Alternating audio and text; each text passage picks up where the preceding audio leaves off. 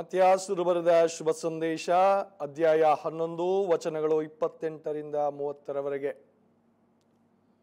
ದುಡಿದು ಭಾರ ಹೊತ್ತು ಬಳಲಿ ಬೆಂಡಾಗಿರುವ ಸರ್ವ ಜನರೇ, ನೀವೆಲ್ಲರೂ ನನ್ನ ಬಳಿಗೆ ಬನ್ನಿರಿ, ನಾನು ನಿಮಗೆ ವಿಶ್ರಾಂತಿ ಕೊಡುತ್ತೇನೆ. ನಾನು ವಿನಯಶೀಲನು, ದೀನ ಹೃದಯನು.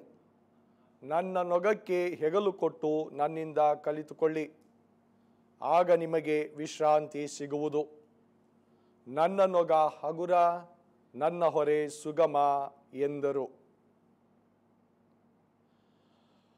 ಪ್ರಭು ಯೇಸುವಿನಲ್ಲಿ ಆತ್ಮೀಯ ಸಹೋದರ ಸಹೋದರಿಯರೇ,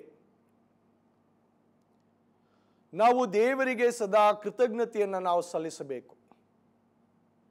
ದೇವರು ನಮ್ಮ ಬದುಕಿನಲ್ಲಿ ಅನೇಕ ಉಪಕಾರಗಳನ್ನು, ಜೀವನೋಪಾಯಗಳಿಗೆ ಅನೇಕ ಮಾರ್ಗದರ್ಶನಗಳನ್ನು ನೀಡಿದ್ದಾರೆ. ನಾವು ಜೀವಿಸುವಂಥ ಈ ಲೋಕದಲ್ಲಿ ಆಧುನಿಕತೆ, ತಾಂತ್ರಿಕತೆ ಎಷ್ಟೇ ಹೆಮ್ಮರವಾಗಿ ಬೆಳೆದರೂ ಕೂಡ ಮನುಷ್ಯನ ಕಷ್ಟಗಳಿಗೆ, ನೋವುಗಳಿಗೆ ಸಂಪೂರ್ಣವಾದಂತಹ ಪರಿಹಾರ ಇಲ್ಲವೇ ಇಲ್ಲ. ಆದರೆ ಈ ದಿನದ ದೈವವಾಕ್ಯ ನಮಗೆ ಶಕ್ತಿಯನ್ನು, ಸ್ಫೂರ್ತಿಯನ್ನು, ಆತ್ಮಸ್ಥೈರ್ಯವನ್ನು ತರುತ್ತದೆ. ಜೀವ ಕೊಡುವಂತಹ ಸ್ನೇಹಿತರೆ ತಿಳಿಯದ ಹಾಗೆ ನಮ್ಮ ಜೀವವನ್ನು ತಿಂದು ಹಾಕ್ತಾರೆ, ಜೀವವನ್ನು ತೆಗೆದು ಹಾಕ್ತಾರೆ. ನಿನ್ನ ಎಲ್ಲ ಕಷ್ಟಗಳಲ್ಲಿ ನಾನು ನಿನ್ನೊಂದಿಗೆ ಇರುತ್ತೇನೆಂದು ಹೇಳುವಂತಹ ಸ್ನೇಹಿತರು ಬಹಳ ವಿರಳವಾಗಿದ್ದಾರೆ. ಇದ್ದರೂ ಇರಬಹುದು, ಕೆಲವು ಹಂತದವರೆಗೆ ಮಾತ್ರ ಅವರು ನಮ್ಮ ಕಷ್ಟಗಳಿಗೆ ಸ್ಪಂದಿಸುತ್ತಾರೆ. ಯಾವಾಗ ಎಂದರೆ ಅವರು ತಮ್ಮ ಲಾಭವನ್ನು ಗಳಿಸಿಕೊಳ್ಳುವುದಕ್ಕಾಗಿ, ತಮ್ಮ ಸ್ವಾರ್ಥದ ದುರುದ್ದೇಶವನ್ನು ತೀರಿಸಿಕೊಳ್ಳುವುದಕ್ಕಾಗಿ ಸದಾಕಾಲ ನಿಮ್ಮೊಂದಿಗೆ ಇರುತ್ತೇವೆ ಎಂದು ಹೇಳುತ್ತಾರೆ. ಆದರೆ ನಾವು ಎಷ್ಟೋ ಸಲ ಅನುಭವಿಸಿದ್ದೇವೆ, ಕಷ್ಟದ ಸಮಯದಲ್ಲಿ ನಮ್ಮ ಆಪ್ತ ಸ್ನೇಹಿತರು ನಮ್ಮನ್ನು ನಡು ನೀರಲ್ಲಿ ಕೈ ಬಿಟ್ಟಿರುತ್ತಾರೆ. ಅದಕ್ಕಾಗಿಯೇ ದೇವರು ಪ್ರವಾದಿ ಯೆಶಾಯನ ಮುಖಾಂತರ ಹೇಳಿದ್ದಾರೆ, ಹೆತ್ತ ತಾಯಿಯೇ ತನ್ನ ಕಂದನನ್ನ ಮರೆತರು, ನಾನಿನ್ನ ಮರೆಯೇ. ಇದು ಸತ್ಯ. ನಾವು ಈ ಲೋಕದಲ್ಲಿ ಅನೇಕ ಸುಖದ ಸುಪ್ಪತ್ತಿಗಳಲ್ಲಿ, ಎಲ್ಲ ಉಪಯೋಗಗಳಲ್ಲಿ, ಸೌಲಭ್ಯಗಳಲ್ಲಿ, ಸೌಕರ್ಯಗಳಲ್ಲಿ ನಾವು ಭಾಗಿಯಾಗಿದ್ದೇವೆ. ಆದರೆ ನಮ್ಮಲ್ಲೂ ಅನೇಕ ಕಷ್ಟಗಳು ಇದ್ದೇ ಇವೆ. ಆದರೆ ಆ ಕಷ್ಟಗಳಿಗೆ ಪರಿಹಾರವನ್ನು ನಾವು ಕಂಡುಕೊಳ್ಳಬೇಕಾದರೆ ಈಗ ತಾನೇ ನಾವು ಆಲಿಸಿದಂತಹ ದೈವವಾಕ್ಯ ನಮಗೆ ಹೇಳಿಕೊಡುತ್ತದೆ, ನಿನ್ನ ಕಷ್ಟಗಳಿಂದ ನೀನು ಪರಿಹಾರವನ್ನು ಪಡೆದುಕೊಳ್ಳಬೇಕಾದರೆ ನೀನು ವಿನಯಶೀಲನಾಗಿ ಬಾಳಬೇಕು, ದೀನ ಹೃದಯವುಳ್ಳನಾಗಬೇಕು. ಹೌದು ಆತ್ಮೀಯ ಸಹೋದರ ಸಹೋದರಿಯರೇ, ಈ ಆಧುನಿಕ ಯುಗದಲ್ಲಿ ನಾವು ಎಲ್ಲವನ್ನ ಹೊಸದಾಗಿ ಬಯಸ್ತೇವೆ, ಎಲ್ಲವೂ ನನಗೆ ಹೊಸದು ಬೇಕು. ಆದರೆ ನನ್ನ ಬದುಕಿನಲ್ಲಿ ಆ ಹೊಸತನವನ್ನು ನಾನು ಯಾವಾಗ ಪ್ರಾರಂಭಿಸಿಕೊಳ್ಳುತ್ತಲೂ ಪ್ರಯತ್ನಿಸುತ್ತೇನೆ? ತಂದೆ ತಾಯಿಯರಿಗೆ ನಾನು ಒಬ್ಬ ಮಗನಾಗಿ ವಿಧೇಯನಾಗಿ ಜೀವಿಸುತ್ತಾ ಇದ್ದೇನೆಯೇ? ಪತಿಯಾದವನು ಪತ್ನಿಗೆ ಪ್ರಾಮಾಣಿಕತೆಯಿಂದ ವಿಧೇಯನಾಗಿ ಜೀವಿಸ್ತಾ ಇದ್ದಾರೆಯೇ? ಪತ್ನಿಯು ಪತಿಗೆ ವಿಧೇಯತೆಯಿಂದ ಬಾಳುತ್ತಾ ಇದ್ದಾರೆಯೇ? ನೋಡುವಾಗ ಎಲ್ಲೋ ನಾವು ಎಡವಿ ಬೀಳುತ್ತಾ ಇದ್ದೇವೆ. ಕಾರಣ ಆ ವಿನೇಯತೆಯ ಸ್ವಭಾವವನ್ನೇ ನಾವು ಬಿಸಾಡಿ ಕೇವಲ ಮುಖವಾಡಗಳನ್ನು ನಾವು ಧರಿಸಿಕೊಂಡಿದ್ದೇವೆ. ಆ ಒಂದು ಕಾರಣದಿಂದಲೇ ನಮ್ಮ ಕಷ್ಟಗಳಿಗೆ ಪರಿಹಾರ ಇಲ್ಲ. ಇನ್ನೊಂದು ಮಾತನ್ನ ಹೇಳ್ತಾರೆ ಯೇಸು ಸ್ವಾಮಿ, ದೀನ ಹೃದಯನು. ನಮ್ಮಲ್ಲಿ ದೀನತೆ, ಸರಳತೆ ಎನ್ನತಕ್ಕಂಥ ಹೃದಯ ಎಷ್ಟು ಮಂದಿಯಲ್ಲಿ ಅಡಗಿವೆ? ಮಾತೆ ಮರಿಯಮ್ಮನವರು ನಮಗೆ ಆದರ್ಶವಾಗಿದ್ದಾರೆ. ಇಗೋ ಕರ್ತನ ಸೇವಕಿ, ನಿಮ್ಮ ವಚನದ ಪ್ರಕಾರ ನನಗಾಗಲಿ ಎಂದು ದೀನತೆಯಿಂದ ದೇವರ ಚಿತ್ತಕ್ಕೆ ತಲೆಬಾಗಿ ಅವರು ಜೀವನದುದ್ದಕ್ಕೂ ಬಾಳುತ್ತಾರೆ. ನಾನು ಮತ್ತು ನೀವು ಈ ವಿನಯತೆ ಮತ್ತು ದೀನತೆಯನ್ನ ಯಾವಾಗ ಧರಿಸಿಕೊಂಡಿದ್ದೇವೆ? ಯಾವಾಗ ನಾವು ಇದನ್ನು ನಮ್ಮ ಬದುಕಿನಲ್ಲಿ ಅಳವಡಿಸಿಕೊಂಡಿದ್ದೇವೆ? ಯಾವಾಗ ನಾವು ಇದರ ಉಪಯೋಗವನ್ನು ಪಡೆದುಕೊಂಡು ಬೇರೆಯವರಿಗೆ ನಾವು ದೇವರ ಮಕ್ಕಳು ಎಂದು ತೋರ್ಪಡಿಸಿಕೊಳ್ಳುತ್ತಾ ಇದ್ದೇವೆ?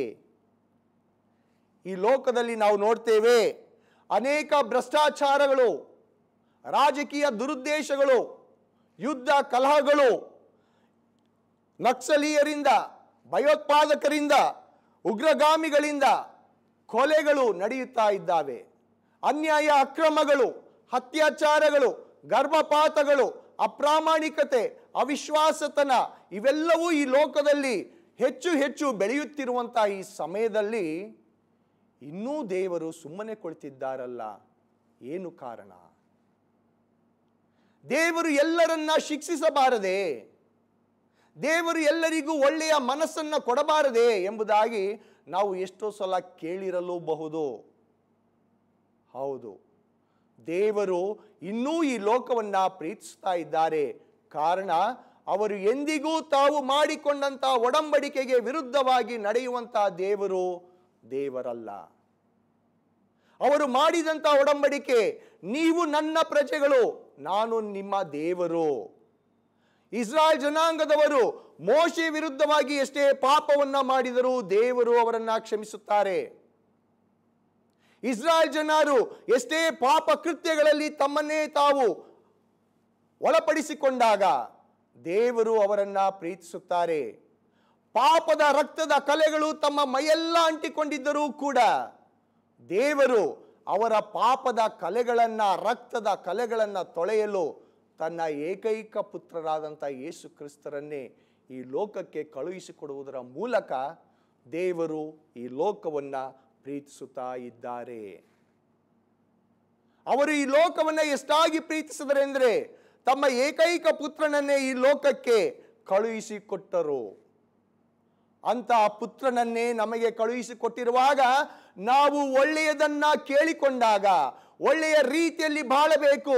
ನಾನು ವಿನಯಶೀಲನಾಗಿ ಬಾಳಬೇಕು, ನಾನು ದೀನ ಹೃದಯವುಳ್ಳನ್ನಾಗಿ ಬಾಳಬೇಕು, ಅಷ್ಟಭಾಗ್ಯಗಳಲ್ಲಿ ನಾನು ಒಂದಾಗಿ ಬಾಳಬೇಕು, ನನಗೆ ಶಕ್ತಿ ಕೊಡಿ ದೇವರೇ ಎಂದು ವಿಶ್ವಾಸದಿಂದ ಮೊರೆ ಇಟ್ಟಾಗ ಆ ದೇವರು ನನ್ನ ಪ್ರಾರ್ಥನೆಯನ್ನ ಕೇಳದಿರಲಾರರೆ? ಖಂಡಿತವಾಗಿಯೂ ಆ ಪ್ರಾರ್ಥನೆಯನ್ನು ಆಲಿಸುತ್ತಾರೆ. ಆದರೆ ಇವತ್ತು ನಾವು ಕೇಳಿಕೊಳ್ಳುವಂತಹ ಪ್ರಾರ್ಥನೆ ಬೇರೆ ಬೇರೆದ್ದಾಗಿರುತ್ತದೆ. ಅದು ದೇವರ ಚಿತ್ತಕ್ಕೆ ಅನುಗುಣವಾಗಿಯೇ ಇರುವುದಿಲ್ಲ. ನಾವು ಪವಿತ್ರ ಗ್ರಂಥದಲ್ಲಿ ನಾವು ನೋಡ್ತೇವೆ, ಧರ್ಮೋಪದೇಶಕನು ಯೇಸುವಿನ ಬಳಿಗೆ ಬಂದು ಒಂದು ಪ್ರಶ್ನೆಯನ್ನ ಕೇಳ್ತಾನೆ. ಪ್ರಮುಖವಾದಂತಹ ಆಜ್ಞೆ ಯಾವುದು? ಯೇಸು ಸ್ವಾಮಿ ಹೇಳ್ತಾರೆ, ನಿನ್ನ ದೇವರನ್ನ ಪ್ರೀತಿಸು, ನಿನ್ನಂತೆಯೇ ಪರರನ್ನ ಪ್ರೀತಿಸು.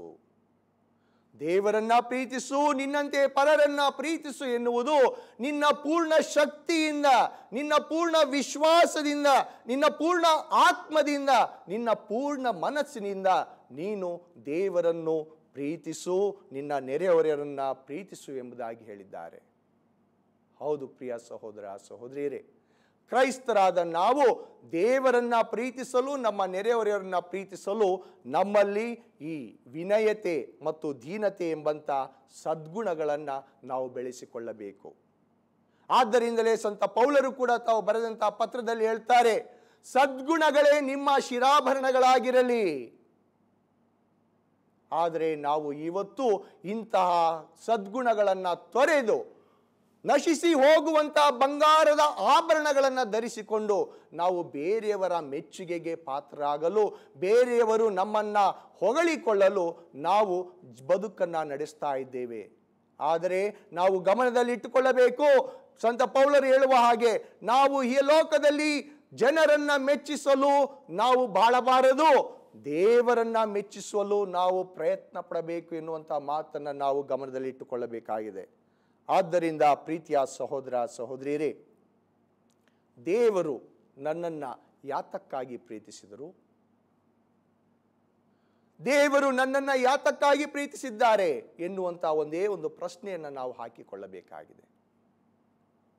ಆದಿಕಾಂಡದಲ್ಲಿ ನಾವು ನೋಡ್ತೇವೆ, 1ನೇ ಅಧ್ಯಾಯ ವಚನ 26ರಲ್ಲಿ ದೇವರು ತಮ್ಮ ಸೃಷ್ಟಿ ಕಾರ್ಯವನ್ನು ಮಾಡುವಾಗ ಪ್ರತಿಯೊಂದು ನುಡಿಯಿಂದಲೂ ಎಲ್ಲವನ್ನು ತಕ್ಷಣವೇ ಸೃಷ್ಟಿ ಮಾಡುತ್ತಾರೆ. ಅದೇ ರೀತಿಯಲ್ಲಿ ದೇವರು ನನ್ನನ್ನು ಮತ್ತು ನಿಮ್ಮನ್ನು ಒಂದೇ ಒಂದು ಮಾತಿನಿಂದ ಸೃಷ್ಟಿ ಮಾಡಬಹುದಾಗಿತ್ತು. ಆದರೆ ಆದಿಕಾಂಡ 1ನೇ ಅಧ್ಯಾಯ ವಚನ 26ರಲ್ಲಿ ನಾವು ನೋಡ್ತೇವೆ, ದೇವರು ಹೇಳುತ್ತಾರೆ, ನಮ್ಮಂತೆ ಇರುವ, ನಮ್ಮನ್ನೂ ಹೋಲುವ ಮನುಷ್ಯರನ್ನು ಉಂಟು ಮಾಡೋಣ. ಯಾತಕ್ಕಾಗಿ? ದೇವರು ಪ್ರೀತಿ ಸ್ವರೂಪಿಯಾಗಿದ್ದಾರೆ. ಆ ಪ್ರೀತಿ ಸ್ವರೂಪನ ಮಕ್ಕಳಾದಂಥ ನಾವು ಆ ಪ್ರೀತಿಯನ್ನು ನಮ್ಮ ಬದುಕಿನಲ್ಲಿ ಬೇರೆಯವರೊಂದಿಗೆ ನಾವು ಸಾಕ್ಷಿಯನ್ನು ಕೊಡುತ್ತಾ ಬಾಳುವುದಕ್ಕೋಸ್ಕರ ದೇವರು ಇವತ್ತು ನನ್ನನ್ನು, ನಿಮ್ಮನ್ನು ಮತ್ತು ಈ ಲೋಕವನ್ನು ಪ್ರೀತಿಸುತ್ತಾ ಬಂದಿದ್ದಾರೆ. ಹೌದು ಪ್ರೀತಿಯ ಸಹೋದರ ಸಹೋದರಿಯರೇ, ಆದ್ದರಿಂದ ನಾವು ದೇವರಿಗೆ ಸಾಕ್ಷಿಯಾಗಿ ನಾವು ಬಾಳಬೇಕಾದ್ರೆ ದೇವರನ್ನು, ನನ್ನ ನೆರೆಹೊರೆಯವರನ್ನು ನಾನು ಪ್ರೀತಿಸಲೇಬೇಕು. ಪ್ರೀತಿಸುವ ಮುನ್ನ ನನ್ನಲ್ಲಿ ವಿನಯಶೀಲತೆ, ದೀನ ಹೃದಯತೆ ಎನ್ನುವಂಥ ಸದ್ಗುಣಗಳನ್ನು ನಾವು ಬೆಳೆಸಿಕೊಳ್ಳಬೇಕಾಗಿದೆ. ಹೌದು, ಒಂದು ಗೋಧಿಯ ಕಾಳು ಮಣ್ಣಿನಲ್ಲಿ ಸತ್ತರೆ ಮಾತ್ರ ಅದು ಫಲ ನೀಡಲು ಸಾಧ್ಯ. ಅದು ಸಾಯದಿದ್ದರೆ ಒಂಟಿಯಾಗಿಯೇ ಉಳಿಯುತ್ತದೆ.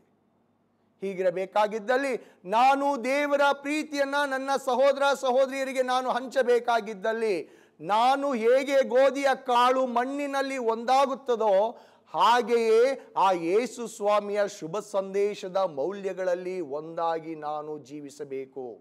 ಯೇಸು ಸ್ವಾಮಿಗಾಗಿ ನಾನು ಸಾಯಬೇಕು. ಆಗ ನಾನು ತ್ರಯೇಕ ದೇವರಿಗೆ ನನ್ನನ್ನೇ ನಾನು ಆ ಯೇಸು ಸ್ವಾಮಿಯ ಪ್ರೀತಿಯ ಕರಗಳಿಗೆ ಸಮರ್ಪಿಸಿಕೊಂಡು ನನ್ನ ಆ ಪ್ರೀತಿಯ ಬದುಕನ್ನು ವ್ಯಕ್ತಪಡಿಸಲು ಸಾಧ್ಯವಾಗುತ್ತದೆ. ಪ್ರಿಯ ಸಹೋದರ ಸಹೋದರಿಯರೇ, ದೇವರ ಈ ಪ್ರೀತಿಯನ್ನು ನಾವು ಅರ್ಥ ಮಾಡಿಕೊಳ್ಳಲು ಮೊದಲು ನಮ್ಮ ಸಹೋದರ ಸಹೋದರಿಯರ ಪ್ರೀತಿಯನ್ನು ನಾವು ಅರ್ಥ ಮಾಡಿಕೊಳ್ಳೋಣ. ತಂದೆ ತಾಯಿಯರ ಪ್ರೀತಿಯನ್ನು ನಾವು ಅರ್ಥ ಮಾಡಿಕೊಳ್ಳೋಣ. ತಂದೆ ತಾಯಿಯರು ಮಕ್ಕಳಿಗಾಗಿ ಎಲ್ಲವನ್ನ ಕೊಡುತ್ತಾರೆ.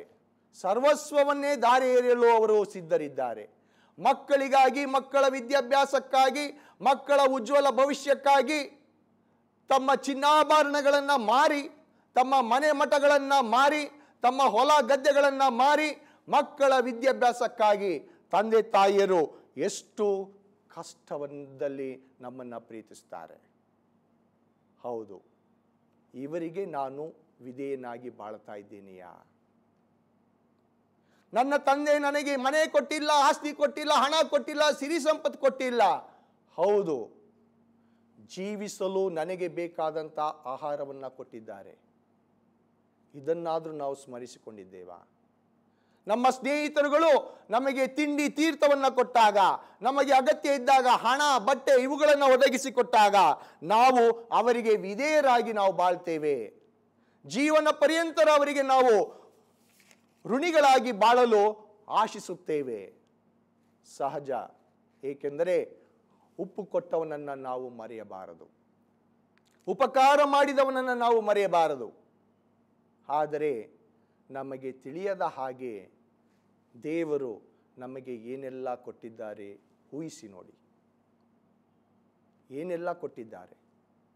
ನಾನು ಬಯಸದೇ ಇದ್ದರೂ ನನಗೊಂದು ಜೀವವನ್ನು ಕೊಟ್ಟಿದ್ದಾರೆ, ಬದುಕನ್ನು ಕೊಟ್ಟಿದ್ದಾರೆ, ಮಾತನಾಡಲು ಶಕ್ತಿಯನ್ನು ಕೊಟ್ಟಿದ್ದಾರೆ, ನೋಡಲು ದೃಷ್ಟಿಯನ್ನು ಕೊಟ್ಟಿದ್ದಾರೆ, ನಡೆಯಲು ಕಾಲುಗಳನ್ನು ಕೊಟ್ಟಿದ್ದಾರೆ, ದೇವರನ್ನು ಸ್ತುತಿ ಮಾಡಲು ನನಗೆ ಕಂಠಗಳನ್ನು ಕೊಟ್ಟಿದ್ದಾರೆ, ದೇವರಿಗೆ ಕೈ ಮುಗಿಯಲು ನನಗೆ ಕರಗಳನ್ನು ಕೊಟ್ಟಿದ್ದಾರೆ.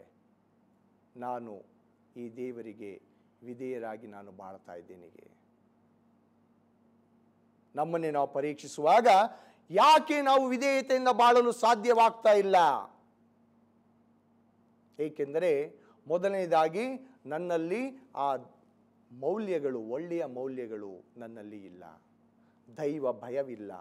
ದೈವ ಭಯ, ಒಳ್ಳೆಯ ಮೌಲ್ಯಗಳು ನನ್ನಲ್ಲಿ ಇಲ್ಲದೆ ಇರುವಾಗ ನಾನು ದೇವರನ್ನು ಹೇಗೆ ತಾನೇ ಪ್ರೀತಿಸಲು ಸಾಧ್ಯವಾಗ್ತದೆ? ಆತ್ಮೀಯ ಸ್ನೇಹಿತರೆ, ನಾನು ಹುಟ್ಟಿದಾಗ ಈ ಲೋಕಕ್ಕೆ ಏನನ್ನೂ ತರಲಿಲ್ಲ. ಸಾಯುವಾಗ ನಾನು ಈ ಲೋಕದಿಂದ ಏನನ್ನು ಕೊಂಡೋಗೋದಿಲ್ಲ. ಹುಟ್ಟು ಸಾವುಗಳ ನಡುವೆ ನಾವು ಏನೆಲ್ಲ ಮಾಡ್ತೇವೆ? ಅನಾವಶ್ಯಕವಾದಂಥ ಚಿಂತೆ, ಪೇಚಾಟಗಳಿಗೆ ನಾವು ಒಳಗಾಗ್ತೇವೆ. ಇವೆಲ್ಲವೂ ನಾವು ಸಮಾಜದಲ್ಲಿ ಜೀವಿಸುವಾಗ ಇವೆಲ್ಲವೂ ನಮಗೆ ಅಗತ್ಯ, ಹೌದು. ಆದರೆ ನಿಜವಾಗಿಯೂ ನಾವು ದೇವರ ಪ್ರೀತಿಯನ್ನು ಸ್ಮರಿಸಿಕೊಂಡು ದೇವರ ಪ್ರೀತಿಗೆ ಚಿರಋಣಿಗಳಾಗಿ ಬಾಳುವುದನ್ನು ನಾವು ಮರೆತು ಬಿಟ್ಟಿರುತ್ತೇವೆ. ಈ ಒಂದು ಸಮಯದಲ್ಲಿ ನಾವು ನಮ್ಮ ತಂದೆ ತಾಯಿಗಳು ಎಂತಹ ತ್ಯಾಗವನ್ನು ಮಾಡಿದ್ದಾರೆ, ಎಂತಹ ಪ್ರೀತಿಯನ್ನು ನಮಗೆ ತೋರಿಸಿದ್ದಾರೆ ಅನ್ನೋದಕ್ಕೆ ಅನೇಕ ಘಟನೆಗಳನ್ನು ನಾವು ನೋಡಬಹುದು. ನಾನೊಂದು ಧರ್ಮ ಕೇಂದ್ರದಲ್ಲಿ ಇದ್ದಾಗ ವಯಸ್ಸಾದಂಥ ಒಂದು ತಾಯಿ ಬಂದು ಅಳುತ್ತಾ ಮಾತನಾಡುತ್ತಾಳೆ, ಫಾದರ್, ನಾನು ಹೆತ್ತಂಥ 8 ಮಕ್ಕಳಲ್ಲಿಯೂ ಕೂಡ ಯಾರು ನನ್ನ ಸಹಾಯಕ್ಕೆ ಇಲ್ಲ. ನಾನು ವಿಚಾರಿಸಿ ಆಕೆಯನ್ನು ಕೇಳಿದಾಗ ಕಣ್ಣೀರಿಡ್ತಾ ಹೇಳ್ತಾಳೆ, ಫಾದರ್, ನನ್ನ ಮಕ್ಕಳನ್ನು ಸಾಕಬೇಕಾದ್ರೆ ಆಗಿನ ಕಾಲದಲ್ಲಿ ಕಷ್ಟ ಇತ್ತು. ಚಳಿ ಇದ್ದಾಗ ನನ್ನ ಮಕ್ಕಳಿಗೆ ಹೊದಿಸಲು ಬೆಡ್ಶೀಟ್ ಇಲ್ಲ. ರಾತ್ರಿಯಲ್ಲಿ ನನ್ನ ಸೀರೆಯನ್ನೇ ಆ ಮಕ್ಕಳಿಗೆ ಹೊದಿಸಿ ಮಲಗಿಸಿದೆ. ಚಳಿಯಲ್ಲಿ ನಾನು ನಡುಗುತ್ತಾ ಮಲಗಿದ್ದೆ, ಕುಳಿತುಕೊಂಡಿದ್ದೆ, ನಿದ್ರೆ ಇಲ್ಲ. ಬೆಳಿಗ್ಗೆ ಎದ್ದು ಆ ಸೀರೆಯನ್ನು ಹಾಕಿಕೊಂಡು ನಾನು ಮಕ್ಕಳ ವಿದ್ಯಾಭ್ಯಾಸಕ್ಕಾಗಿ ಮನೆಯಲ್ಲಿ ಹೋಗಿ ಕೆಲಸ ಮಾಡಿ ಅವರಿಗೆ ಊಟಕ್ಕೆ, ಬಟ್ಟೆಗೆ, ವಿದ್ಯೆಗೆ ನಾನು ಸಹಾಯ ಮಾಡಿದೆ. ಇವತ್ತು ನನ್ನನ್ನು ಪ್ರೀತಿಸುವವರು, ನನ್ನನ್ನು ನೋಡಿಕೊಳ್ಳುವವರು ಒಬ್ಬರೂ ಮುಂದೆ ಬರ್ತಾ ಇಲ್ಲ ಎಂದು ಹೇಳಿದಾಗ ನಾನು ಯೋಚನೆ ಮಾಡಿದೆ, ಇಂತಹ ಒಂದು ತ್ಯಾಗದ ತಾಯಿಯನ್ನ, ಪ್ರೀತಿಯನ್ನು ಕೊಟ್ಟಂಥ ತಾಯಿಯನ್ನ ನಾವು ಮರೆಯುವಾಗ ಕಣ್ಣಿಗೆ ಕಾಣದೇ ಇರುವಂತಹ ದೇವರನ್ನು ನಾವು ಎಷ್ಟು ಸುಲಭವಾಗಿ ನಾವು ಮರೆತು ಬಿಡ್ತೇವೆ. ಆ ಸಮಯದಲ್ಲಿ ನನಗೆ ಪವಿತ್ರ ಗ್ರಂಥದ ವಾಕ್ಯ ಪರಮಗೀತೆಯಲ್ಲಿ 8ನೇ ಅಧ್ಯಾಯ ವಚನ 7 ನನಗೆ ಉತ್ತರವನ್ನು ಕೊಡುತ್ತು. ನಂದಿಸಲಾರವು ಪ್ರೀತಿಯನ್ನು ಜಲರಾಶಿಗಳು, ಮುಳುಗಿಸಲಾರವು ಅದನ್ನು ಪ್ರವಾಹಗಳು. ದೇವರ ಪ್ರೀತಿ ಎಂದರೆ ಯಾರಿಂದಲೂ ಅದನ್ನು ನಂದಿಸಲು ಸಾಧ್ಯವಿಲ್ಲ. ತಂದೆ ತಾಯಿಯರು ತಮ್ಮ ಮಕ್ಕಳಿಗಾಗಿ ಎಲ್ಲವನ್ನ ಕೊಡುತ್ತಾರೆ. ಅದೇ ರೀತಿಯಲ್ಲಿ ದೇವರು ಕೂಡ ನಮಗೆ ಎಲ್ಲವನ್ನ ಕೊಟ್ಟಿರುವಾಗ ನಾವು ಆ ದೇವರಿಗೆ ಸದಾ ಕೃತಜ್ಞತೆಯಿಂದಲೂ, ವಿಧೇಯತೆಯಿಂದಲೂ, ನಿಸ್ವಾರ್ಥತೆಯಿಂದಲೂ ನಾವು ಅವರನ್ನು ಆರಾಧಿಸಿ ಅವರ ಪ್ರೀತಿಗೆ ನಾವು ಪಾತ್ರರಾಗಬೇಕಾಗಿರುವುದು ನಮ್ಮ ಕರ್ತವ್ಯವಾಗಿದೆ. ಸಂತ ಪೌಲರು ಕೂಡ ಹೇಳ್ತಾರೆ, ಕೊರಿಂಥದವರಿಗೆ ಬರೆದಂಥ 1ನೇ ಪತ್ರ ಅಧ್ಯಾಯ 13 ವಚನ 2ರಲ್ಲಿ ಬಹಳ ಸ್ಪಷ್ಟವಾಗಿ ಹೇಳ್ತಾರೆ, ಪ್ರೀತಿಯೊಂದು ಎನಗಿಲ್ಲದಿರೇ ನಾ ಶೂನ್ಯ ಸಮಾನ.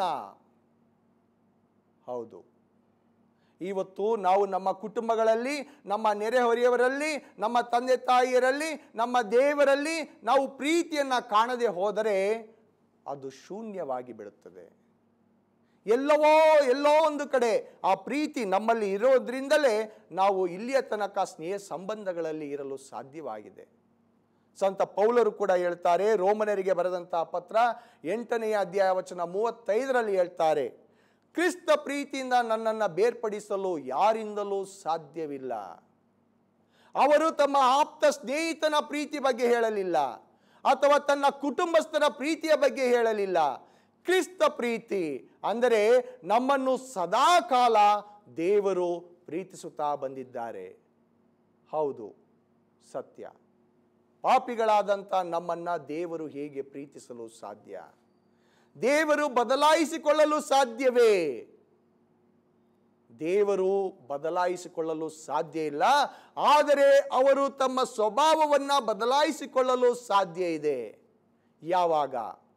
ನಾನು ನನ್ನ ಪಾಪಗಳ ಜೀವನಕ್ಕೆ ಪ್ರಾಯಶ್ಚಿತ್ತಪಟ್ಟು ದೇವರ ಕಡೆಗೆ ತಿರುಗಿಕೊಂಡಾಗ ದೇವರು ತಮ್ಮ ಸ್ವಭಾವವನ್ನು ಬದಲಾಯಿಸಿಕೊಳ್ಳುತ್ತಾರೆ. ಆದಿಕಾಂಡದಲ್ಲಿ ನಾವು ನೋಡ್ತೇವೆ, ವಿಶೇಷವಾಗಿ 18ನೇ ಅಧ್ಯಾಯದಲ್ಲಿ ನಾವು ನೋಡ್ತೇವೆ, ಅಬ್ರಹಾಮನು ದೇವರ ಬಳಿಯಲ್ಲಿ ಮೊರೆ ಇಡುತ್ತಾನೆ. ಸೊದೋಮ್ ಮತ್ತು ಗೊಮೋರ ಊರುಗಳನ್ನು ನಾಶ ಮಾಡಬಾರದು ಎಂಬುದಾಗಿ ಕೇಳಿಕೊಳ್ಳುತ್ತಾನೆ. 50 ಜನ ಇದ್ದರೆ ನೀವು ಆ ನಗರವನ್ನು ನಾಶ ಮಾಡ್ತೀರಾ? ಇಲ್ಲ. 45 ಜನ? ಇಲ್ಲ. 40 ಜನ? ಇಲ್ಲ. 30 ಜನ? ಇಲ್ಲ. 20 ಜನ? ಇಲ್ಲ. 10 ಜನ ಎಂದಾಗ ಅಬ್ರಹಾಮನು ತಿಳಿದುಕೊಳ್ತಾನೆ, 10 ಜನ ಸಿಕ್ಕೋದಿಲ್ವಾ ಸತ್ಪುರುಷರು ಎಂದು. ಆದರೆ ದೇವರ ದೃಷ್ಟಿಯಲ್ಲಿ ಆ 10 ಜನರು ಸಿಕ್ಕೋದಿಲ್ಲ. ಅಂತ ಸಮಯದಲ್ಲಿ ಆ ಊರನ್ನ ನಾಶ ಮಾಡ್ತಾರೆ. ಅಂದರೆ ನಾವು ದೇವರ ಪ್ರೀತಿಗೆ ಋಣಿಗಳಾಗಿ ನಾವು ಬಾಳದೇ ಇದ್ದಾಗ ನಮಗೆ ನಾಶ ಕಟ್ಟಿಟ್ಟ ಬುತ್ತಿ. ಹೌದು, ದೇವರು ಸಕಲವನ್ನ ಸೃಷ್ಟಿಸಿದರು, ಮನುಷ್ಯನನ್ನ ಕೊನೆಯಲ್ಲಿ ಸೃಷ್ಟಿ ಮಾಡಿದರು. ಏನು ಕಾರಣ? ದೇವರು ಮೊದಲೇ ಮನುಷ್ಯನನ್ನು ಸೃಷ್ಟಿ ಮಾಡಬಹುದಾಗಿತ್ತು, ಆದರೆ ಮಾಡಿಲ್ಲ.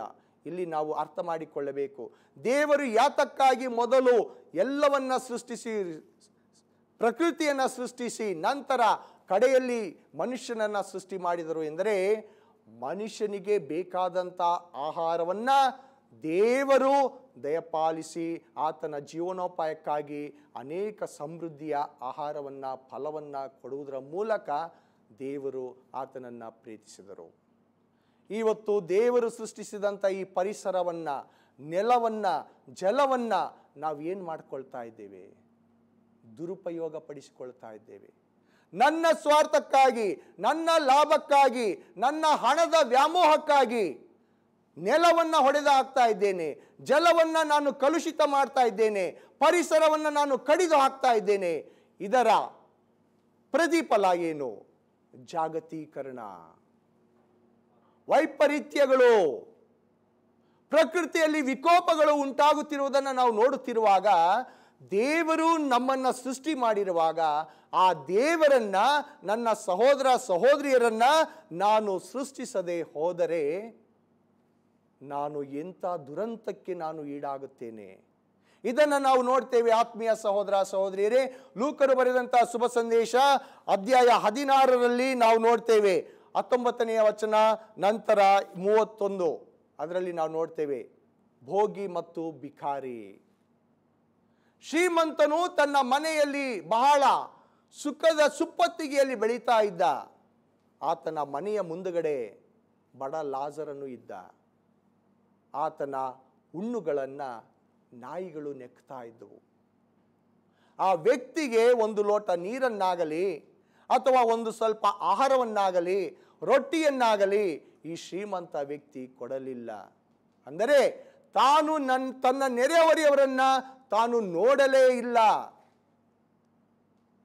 ಇಬ್ಬರು ಒಂದು ದಿನ ಸಾಯ್ತಾರೆ. ಏನಾಗುತ್ತದೆ ಎನ್ನತಕ್ಕಂತಹ ಆ ಒಂದು ಸಾಮತೆಯಲ್ಲಿ ನಾವು ಬಹಳ ಸ್ಪಷ್ಟವಾಗಿ ನಾವು ನೋಡ್ತೇವೆ. ದೇವರು ಲಾಜರನನ್ನ ತಮ್ಮ ಬಳಿಗೆ ಕರೆದುಕೊಳ್ಳುತ್ತಾರೆ. ಅದೇ ರೀತಿಯಲ್ಲಿ ಶ್ರೀಮಂತನನ್ನು ಕೂಡ ಆರದ ಬೆಂಕಿಗೆ ತಳ್ಳುತ್ತಾರೆ. ಹೇಳ್ತಾರೆ, ದೇವರೇ, ನಾನು ಇಲ್ಲಿ ಕಷ್ಟಪಡ್ತಾ ಇದ್ದೇನೆ, ಲಾಜರನ ತುದಿ ಬೆರಳಿನಿಂದ ನನ್ನ ನಾಲಿಗೆ ತಂಪನ್ನುಂಟು ಮಾಡುವಂತೆ ಮಾಡಿ ಎಂದು ಬೇಡಿಕೊಳ್ಳುತ್ತಾನೆ. ಯಾಕೆ? ತಾನು ತನ್ನ ನೆರೆಹೊರೆಯವರನ್ನ ಪ್ರೀತಿಸದ ಕಾರಣ. ನೆರೆಹೊರೆಯವರಲ್ಲಿ ದೇವರನ್ನ ಕಾಣದ ಹೊರತು ನಿಜ ದೇವರನ್ನು ನಾವು ಪ್ರೀತಿಸಲು ಸಾಧ್ಯ ಇಲ್ಲ ಪ್ರೀತಿಯ ಸಹೋದರ ಸಹೋದರಿಯರೇ. ಆದ್ದರಿಂದ ನಾವೆಲ್ಲರೂ ನಮ್ಮನ್ನೇ ಯೇಸು ಸ್ವಾಮಿಯ ಪ್ರೀತಿಯ ಕರಗಳಿಗೆ ಸಮರ್ಪಿಸಿಕೊಂಡು ಆತನಿಂದ ಪ್ರೀತಿಯನ್ನು ಪಡೆದು ಆತನ ಪ್ರೀತಿಗೆ ಚಿರಋಣಿಗಳಾಗಿ ಬಾಳಲು ಪ್ರಯತ್ನಿಸೋಣ. ಆಮೆನ್.